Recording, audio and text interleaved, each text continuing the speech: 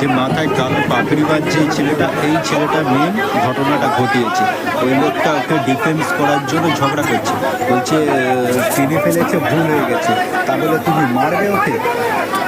বলছে কাপড় টেনেছে, ভুল হয়ে গেছে, তাহলে তুমি ওকে মারবে?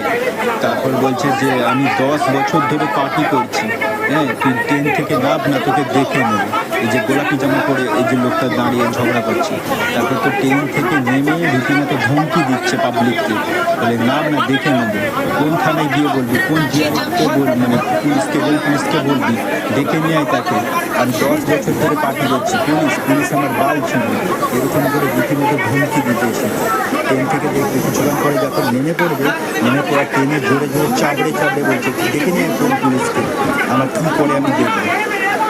এই যে লোকগুলো বোঝাচ্ছে, লোকগুলোর সাথে রীতিমতো ঝগড়া লেগে দিয়েছিল।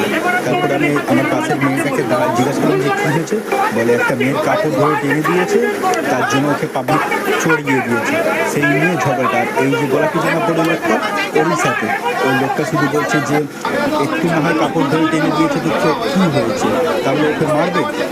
আমি তো বাউরিয়া থানার পুলিশকে একটা কথাই বলবো, এমন যদি গুন্ডারা যদি তোমাদের নামে বলে যে পুলিশ আমাদের বাল ছিঁড়বে, তাহলে তো এটা লজ্জার ব্যাপার হয়ে যাচ্ছে। যে কালকের একটা গুন্ডা পুলিশকে বলছে যে পুলিশ আমার বাল ছিঁড়বে, আমার কিচ্ছু করতে পারবে না।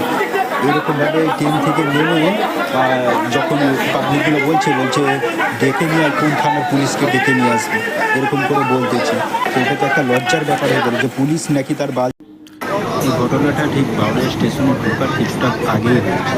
এর মধ্যে যে গোলাপি জামা পরে দেখবে একটা লোক, ও রীতিমতো মানে ঝগড়া করছে, তো মদ খেয়ে উল্টে ওকে যখন বলছে যে আমি 10 বছর ধরে পার্টি করছি, কোন থানায় বলবি ডেকে আমি, কোন পুলিশ থেকে, পুলিশ আবার না বাল ছিল ওই লোকটা দিয়ে ট্রেন থেকে নেমে তো হুমকি দিচ্ছে উল্টে পাবলিকের। ঘটনাটা হয়েছে একটা মেয়ের কাপড় ধরে।